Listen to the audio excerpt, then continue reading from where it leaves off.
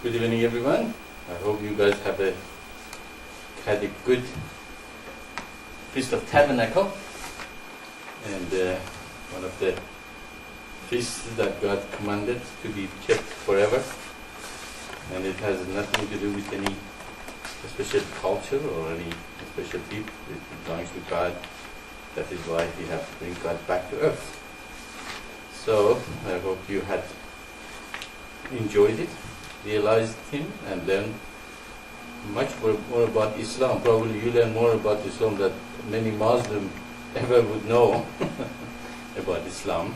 So, and this is the last Satsang of the feast. We have a lot of questions here. Okay, read the questions. I'm not saying that all this stuff in the Bible is untrue, but what if they are? I mean, who is there to say that all these things actually happened? Even though you have records, Akashic records from the past, what if they are made up to have people believe in something higher than this human form? Like in ancient Egypt, they had belief in life after death, and they believed in many gods for different things. Example, Amon-Re, the god of the sun. They also believed that the god Isis, the wife of Osiris, brought her husband back to life after he died. He became the ruler of the underworld and the judge of the afterlife. If you live a peaceful, non-sinning life, then you go to the afterlife, which is full of riches and happiness. But if you were bad, you got eaten by a monster. That is their belief. This God that we serve now is our belief. But who said that any of this is true? Way back then, they probably just made up their own beliefs about God to have something to believe. And isn't it true when you hear something from more than one person, you start to believe it also? So my question is, how do you know any of this is true? It's just a belief no one really knows much about.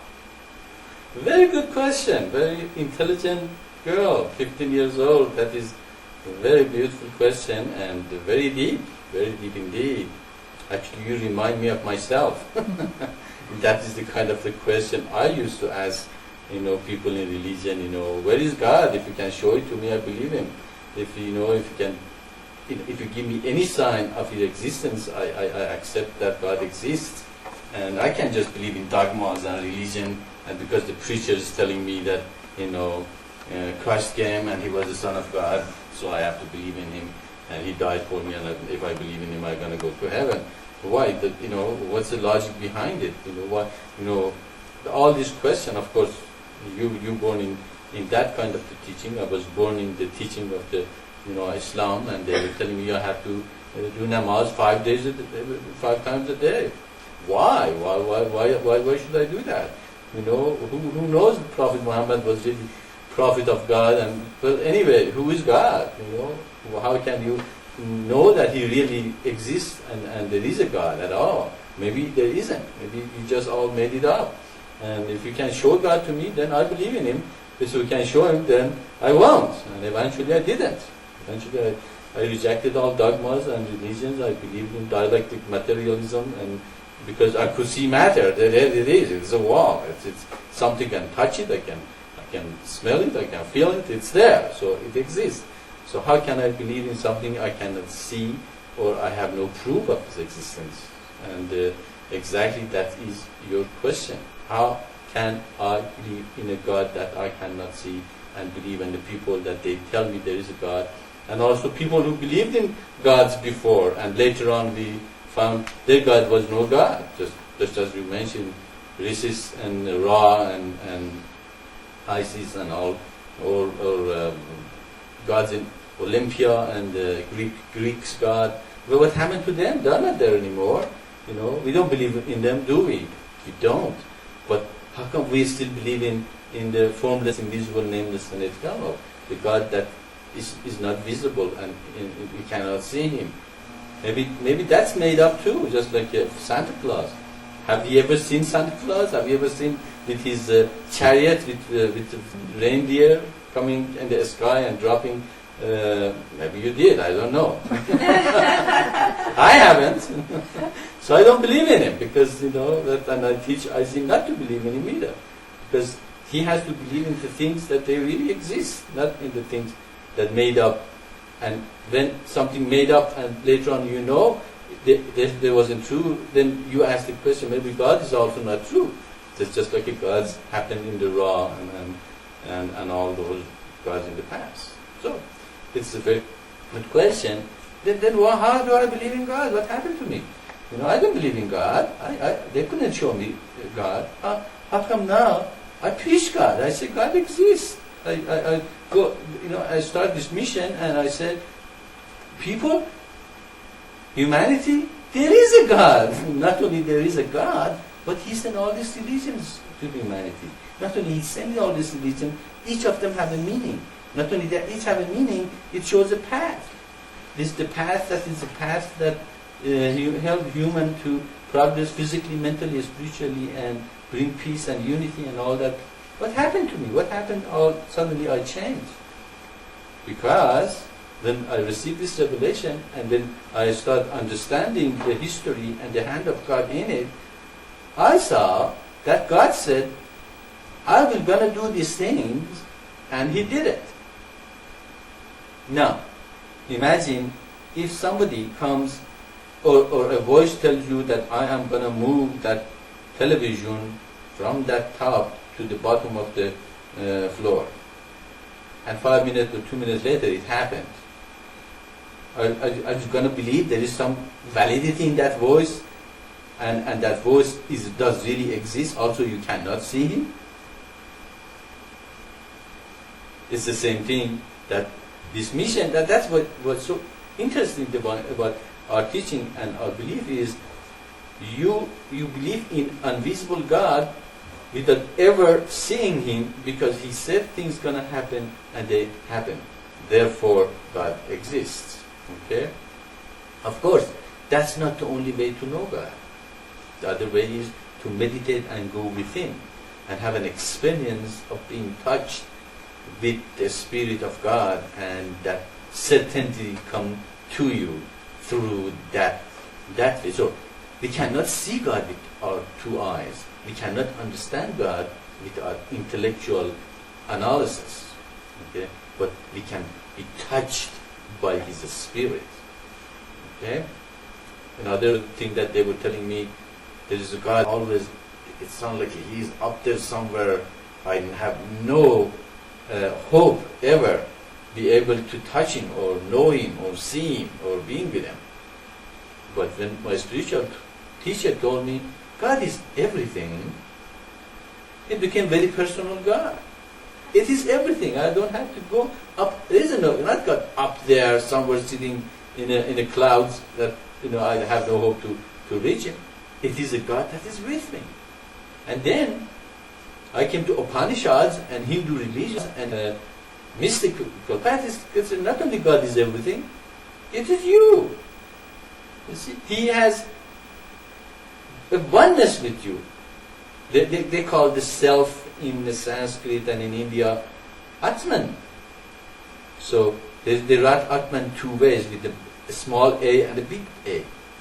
Atman, the small a, which is the soul, which is you and me, is the same thing as Atman with the big A. We have come, we are a manifestation of that Atman. So there is no separation between us. You see, we always look at God something outside of ourselves to see them. That's why it is so hard for us to accept that such a thing exists. Do you exist? Does your soul exist? It should. We talk, you play flute. Therefore we know there is a person out there, we don't see you, but there is a person out there in Florida called Erica, is a daughter of Sandra. Okay. So, we have never seen you, but we believe that you exist, and you are the daughter of Sandra. So you don't have to see things to believe in them, but by knowing they act and they are there, and because of what they have done, because we heard your voice, because we heard your flute, your sister's voice and your mother's voice, therefore we know you exist. That's the same thing. Okay, there is one way to meditate, is to awaken your spiritual forces, to be touched by the Spirit, and then you say, oh yeah, God exists. That's like a story I was telling people in the mission that the first time I got initiated to meditate, I was living in a dormitory in the university. I went to my room and meditated, and I saw God is everywhere. Okay, and I came downstairs and this a student sitting and watching television, and I just keep grabbing them. Don't you see God? He is everywhere. The light, in my third eye, and the feeling that I had, it was no doubt about it. He is everywhere and everything. So that experience, if you have, then your question is what? It's no more. That's why my question fall away. God showed me He exists. Okay. Therefore, I have no question about it anymore. I used to when I was your age. I hope one day you will have the same experience. We won't have that question anymore, and we'll tell ourselves, oh yeah, but you exist. Therefore, I will follow His will. But that is why eventually when He gave me this mission to do, I said, I will do your will. I will follow your will. I will do what is your will, not my will, but your will be done.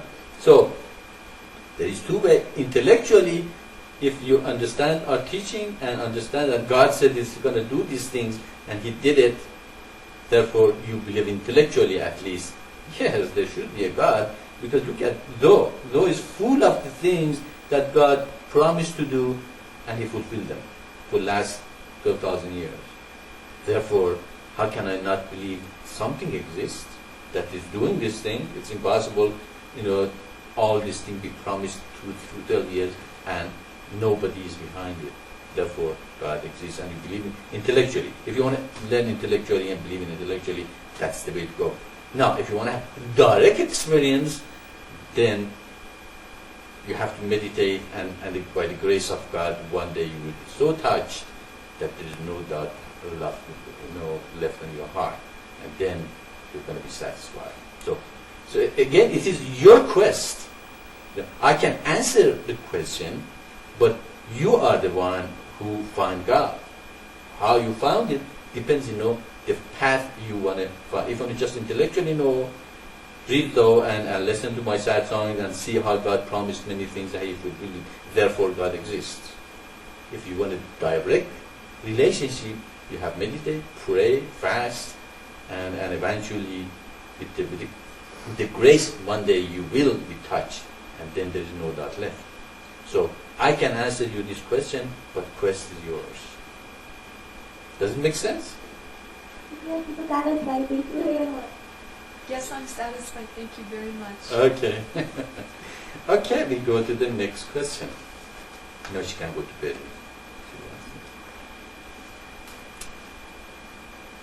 Some doctors who do not trust in life after death, I suppose, try to explain the light that is seen at the time of death by some chemical reaction happening in the brain, or something like that. For my part, I prefer to think that it is the light of the ethereal world, the reality behind this universe. Could you speak about that light that many dying people see a few seconds before their last breath? Thank you. Yeah, well, that is really, I don't know if I'm going to say it's just unfortunate they see it only just a couple of minutes before their death, because they didn't have to go and see it before they die. It's always there. Okay, it never leaves you. It's always there.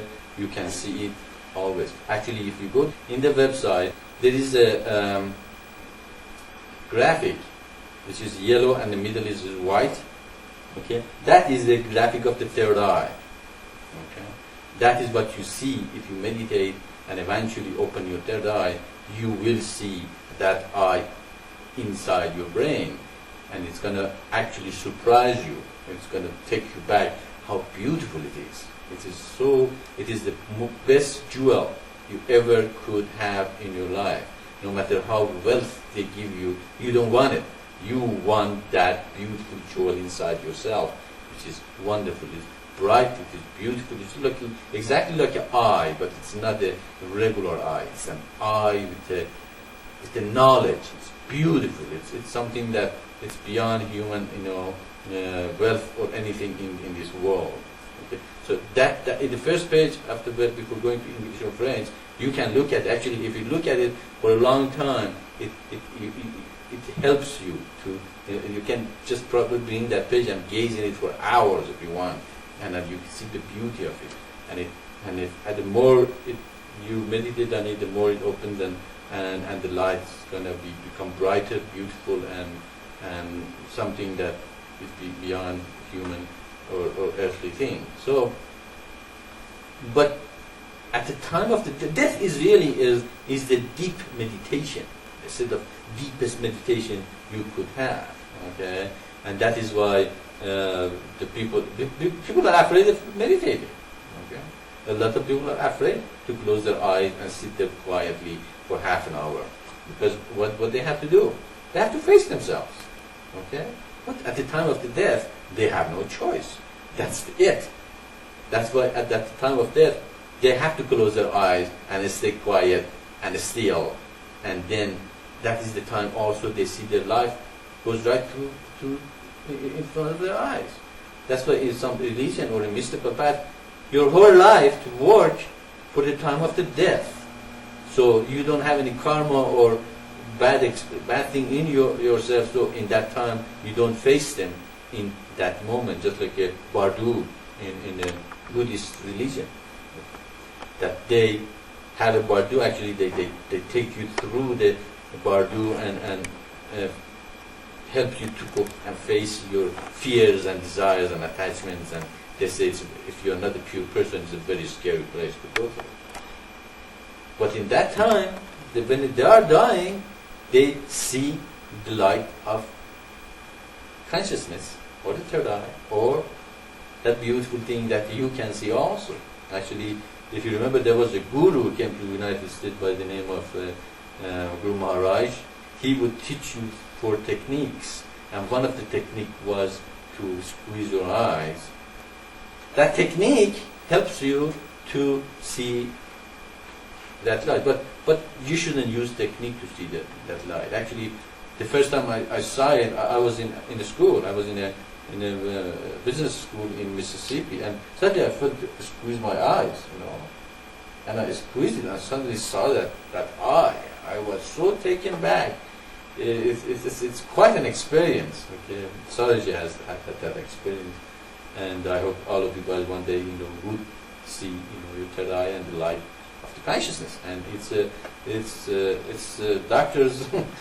Doctors, what do doctors know about the spirit and the other world and God and the light of the consciousness and all those things? They probably intellectually are very strong people, and they have a place in human life, and they help a lot of people to get well.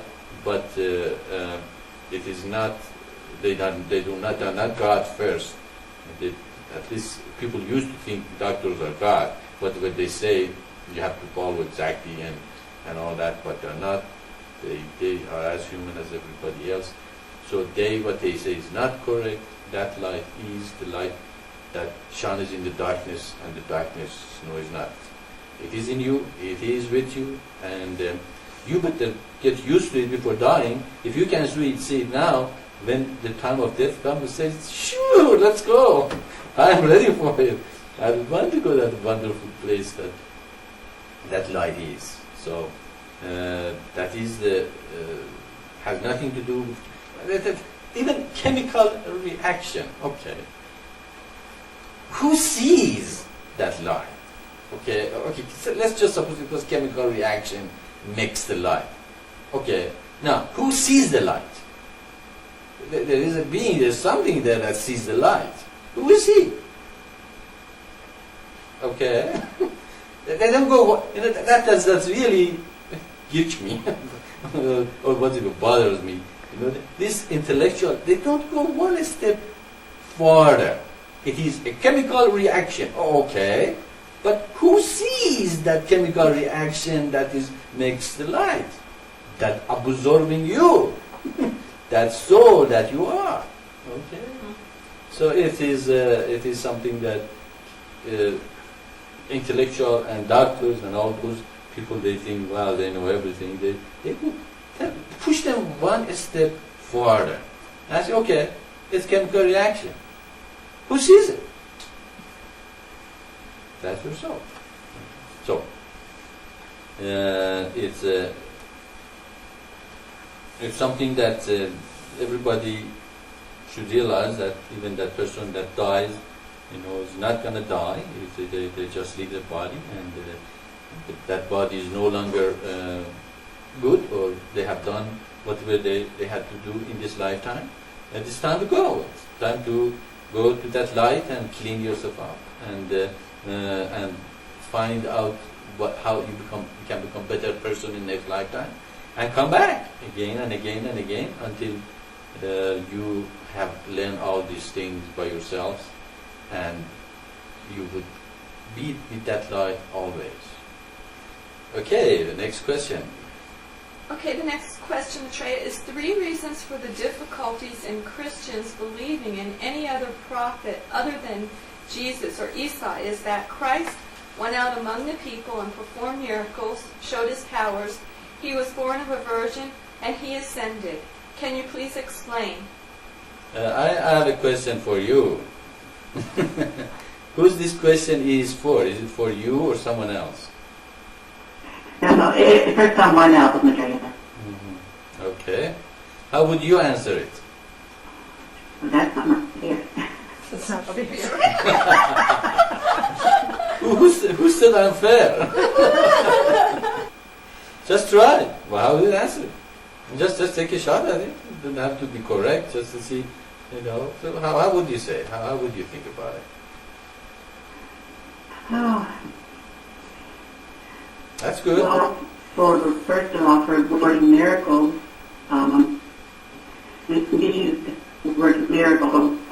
We're still unbelievers, and there will always be unbelievers, even though there are miracles and things that he does, or that he did in his time. So, I don't think as we would study, that it's not necessary for you to go and do miracles again. It's been done before, and it's not the way to do it. It isn't. Also, where all this miracle took him? What happened? Okay, we suppose, all of them are correct, all of them are true. Everybody, no exaggeration was there. He did all those things.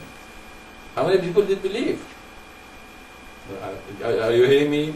I'm sorry, Maitreya, I didn't understand your question. Yeah.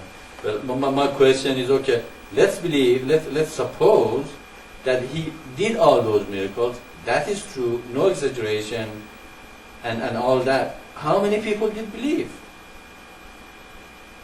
The disciples believed, his followers believed, but most of the people did not believe.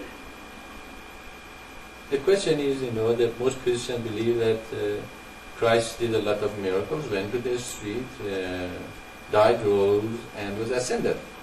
Okay. Who can feel that shoe? If you do it, then you are Christ. If you don't, nobody can become a Christ, because you have to go to the street first, do the miracles, and do all the miracles, feed 6,000 people with 3 bread and 2 fish, rise the dead, heal everybody in the sight, give the eye to this, take the man, tell the person, take your thing and go away, and then go to the cross, be crucified, then rise, and then be ascended. Okay. Now, they have been studying Christianity and in the mission for the last 20 years. How many part of Christianity has been changed, exaggerated, added to it, subtracted from? Okay. That's one thing you have to think about. Okay. If the people tell you, Christ, they only believe that way, that's one question. Tell them, okay, his name even is not Jesus. And he says, you only are saved by my name. And the only thing he said you're going to be saved by, they don't know exactly what it was. It wasn't his name. First of all, his earthly name wasn't Jesus. And he wasn't talking about earthly name. He was talking about his holy name. And they know nothing about that part or anything about that he taught. So he said, I will rise in 3 days and 3 nights. Okay, and now they say he died in Friday night and he rose in Sunday morning. How do you count that 3 nights and 3 days? He says exactly in the Bible, 3 nights and 3 days. That's the only sign he gave for his legitimacy. Do they follow that? Do they ever question that? So how come he died on Friday? Why the Friday? Because it was a pagan holiday in Rome. So it has to be Friday, so they can keep the Friday. So you have to break by break, let them see, that the religion has been changed. The religion has been added to it. The religion is something that comes from carnal minds that made this up. Okay. Therefore, you don't take everything in the Bible about the Christ, in a face value, but with a grain of salt. That's one. Okay. So there is a lot of things that we can talk about and let them know that's what a lot of Christians didn't like the thing I was writing in the internet, because it was breaking all their concept one by one. Okay. Of course they get mad. They said don't talk about two things, religion and politics. And I'm talking to both of them. Religion and politics, and they are no separated. So we can see that the religion, if they really want to know God, okay, the question is, do they want to know God, or do they want to hang into their dogmas? If they want to hang into their dogmas and they stay that in the illusion and the delusion of the dogma, everybody in every religion have those dogmas and they're hanging into it. Try to, tell them the truth and bring them to the reality of how God works. If they want to hang into the dogma, don't waste your time. Go to the next person. Okay, that person is in delusion. What can you do? They have brainwashing their culture. If I was a devoted Muslim, I would be brainwashed. I wouldn't sit here and live the way I live and accept everybody in my life and say all the religion is okay, or accept Hinduism as a acceptable religion, or Buddhism. They only believe in the people of the book, which means Christian, Jews, and Muslim. Okay, so you can see that either you are the seeker of the truth, or you want to hang into the dogma and your culture. It's your decision. Okay, you have to make eventually that decision. Do you want to stay in the delusion, or you want to get out of the delusion and wake up? Also in prophecy, some prophecy says he doesn't even go to the streets. Okay? So what does that mean? Christ went to the street. Then in the prophecy God says he will not go even to the streets. Does that mean what? Each prophet God sent is going to be different. Different approach, different ways of doing it. Because Christ didn't have internet. Christ didn't go through many lifetimes to learn, but this didn't work, that one didn't work. What happened? What did they do? Okay, let's suppose everything they say is correct. He did the miracle. He rose in Friday, and he died on Friday, rose in Sunday morning. He ascended to heaven and did all those miracles are correct. What did they do with his teaching and the truth he brought? They changed it. They made it to what they wanted to believe in. They changed his teaching. They changed the holidays and holy days that he preached. He preached this, to keep the Sabbath holy, but don't become rigid about it. Well, then did he do it? Did he do it in Sunday? Or did it in Saturday? When did he break those concepts? Sunday or Saturday? When did he celebrate the Sabbath? Saturday. So we can see that, therefore, what he did didn't work, really. Because the religion is changed, they even don't know his name. Everything they have, those concepts that the churches teach is not exactly what he taught. So therefore, this is the truth in front of you. I can give you the truth. This is, again, your decision to choose the truth, or you want to accept the dogma and follow your dogma. I can help you. Nobody can help you if you want to stay with your dogma and are stubborn enough that you say, no, I'm going to stay with my lifestyle, my dogma, my way of thinking, and fight me for the rest of their life to keep their own dogmas or religion or culture. I can't change you, or I don't want to change you.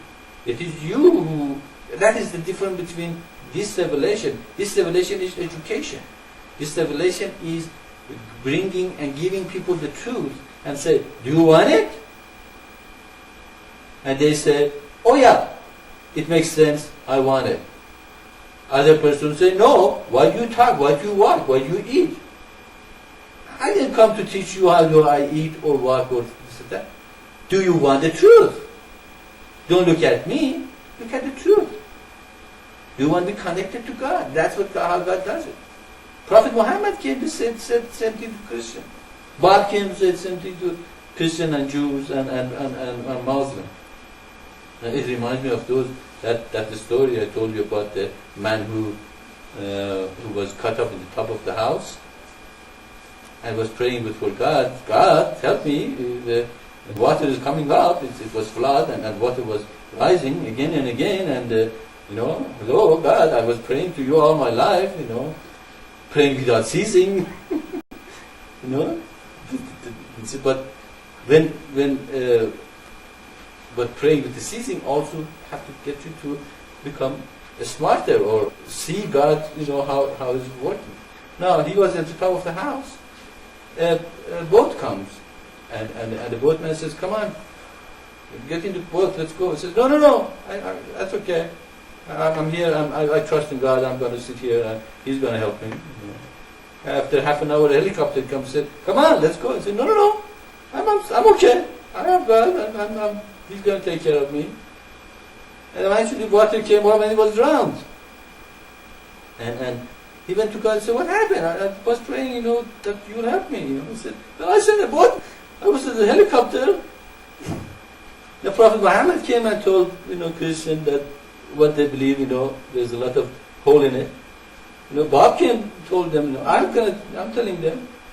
But now they go to God and say, "Well, why did you tell me all this?" He said, "No, I said Prophet Muhammad, I said, Bob, I said Maitreya telling you that, the truth, there is a lot of exaggeration in your religion, there's a lot of holes there. Do you want to believe or not? That's really your decision. Do you want to say, okay, I want the truth? Okay. I said, I want the truth, I could become a Muslim. They have a lot of dogmas, the prophet is the last prophet. No, it's not. He said God can raise a prophet in every village if He wants. Why can't Prophet Muhammad be the last prophet? And Prophet Muhammad, he says, I didn't tell you everything. Okay, I just show you a part of the whole thing. What does that mean? You mean God just gives part and that's it? That's it? And that's the last prophet who gives only a part of the truth? And then they say he is a khatam or a khatim, or you see, there's a lot of holes there. There's a punching their holes. That's exactly this mission is doing. Is punching the holes in other religions. Not that we don't like them, but we want to follow the truth. That's why I'm looking for the people who want to follow the truth, not dogmas. That's why I don't care if 100 people come or nobody cares. I love what I have because I know it's the truth. I was in the role in Satsang and what I said is the truth, and I was not yelling at your question or anything. I was just explaining the truth. I hope anybody take it personally when I give Satsang. God comes through very strongly. It is not personal, just something that is the truth. And so we have to answer that question. Basically, is that we have to realize that a lot of people believe a lot of things that is the truth, and what we teach in the mission are. And if anybody has dogma in the mission, still I'm alive, so I can answer them and break those dogmas so far as I'm here. After I'm gone, I hope you guys keep it pure too, and we can create a pure, truthful religion.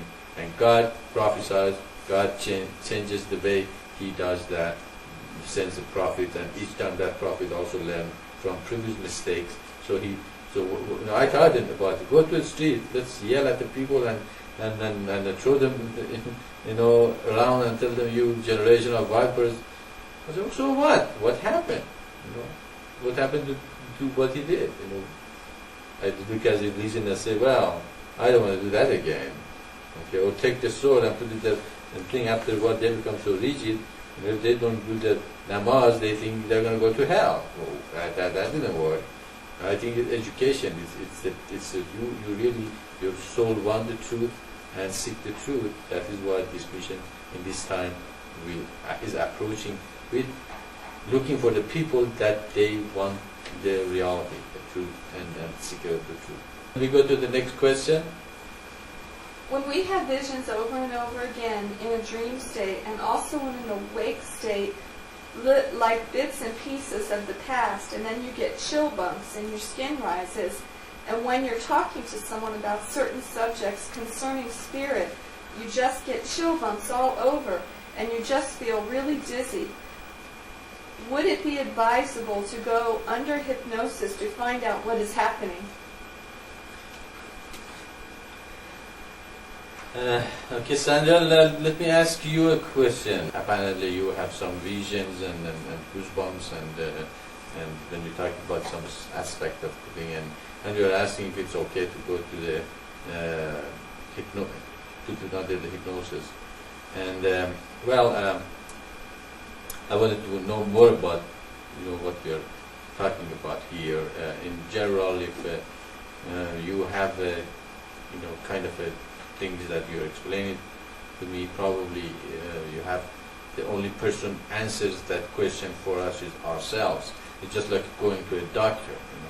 When you go to a doctor, if you're familiar with your body, you can heal yourself. But if you go to the doctor decides what is your sickness. You really have no awareness what your sickness is. Okay, you go to a hypnosis, I bet if you go to two hypnosis, that they're going to have two different answers for you. As you go to two doctors are going to have two different answers for the same thing. So the best, that's another thing that mission recommends, that we become more and more familiar with our bodies and how to heal ourselves. And if we need a doctor help, that's okay. Antibiotic and something helps to give the body a chance to heal itself. But if we trust in other people to tell us what is correct for us or what is the problem, then we never decided ourselves exactly what the problem was.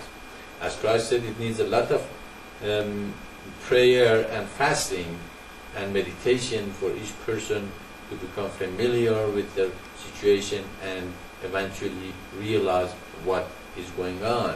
And the way you explain it to me, it seems that is what you should be doing, and with the fasting and prayer and understanding of the situation. Why? Is it good? Is it helpful? Is it help other people? What do you feel about it? Do you feel it's a good feeling? It's a bad feeling? Do you want to have the feeling? You don't want to have a feeling? If you want to have the feeling, why? And is it interfering with your life, or is it guiding you to a higher thing? There are a lot of questions you have to ask yourself and answer them.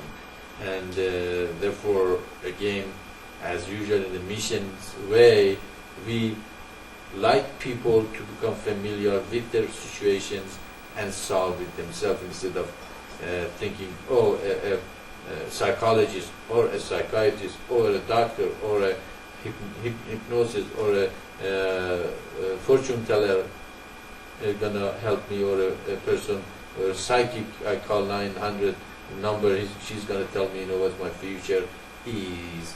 So as usual, the mission does not recommend too much relying on external forces or external help, but the help that you can get from yourself. But of course, if you cannot help yourself and you feel that strongly somebody might help you, you might try, but always do it with a grain of skepticism, and don't completely accept whatever anybody tells you, not even me. Do not accept anything I tell you unless you reach to a point and say, yeah, he says the truth, and I agree and accept, and what he says I understand and believe. So even you should be skeptical to our teaching. That's what I like about your daughter. She's a skeptical. That's great, skepticism. She is asking questions. Okay, she wants to know herself.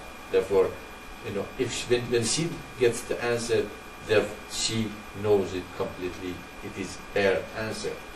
So, answer your question. If you strongly feel that you cannot help yourself, it's okay. Go and seek, external, help. But be careful who you go to, who you deal with. The people, there are a lot of charlatans and bad people out there that may take advantage of you. But if you find the person who can hypnotize you and help you to solve your problem, go for it. But I personally like to see you to meditate and fast and pray more and realize and recognize what the problem is. Well, thanks God that all of you joined us in this Feast of Tabernacle. I had a lot of good time here. I am very satisfied. I hope the mission gets better and better every year, and you guys become better and more versed in the mission and our teachings. And so little by little, you guys become Maitreya, and I can just go away more and more and rest and know that the mission will be carried with my people who came to the mission and heard about it and saw the truth and said, yes, we want to dedicate our life to this truth, and go to the humanity and tell them about it. If they didn't listen to you, just don't worry about it. Just leave them and go to the person who would listen. Just don't waste your time with the people who will not change and will hold into what they believe. You cannot help them. You are not the doer. It's God who is doing it. It's nothing to do with you. You just tell them the truth that you know and leave them go. And hopefully you are going to have a wonderful day of convocation tomorrow. And I don't know if everybody knows how the schedule is. But I say goodbye and see you next year for the Feast of Tabernacle with this energy. Salam and good night.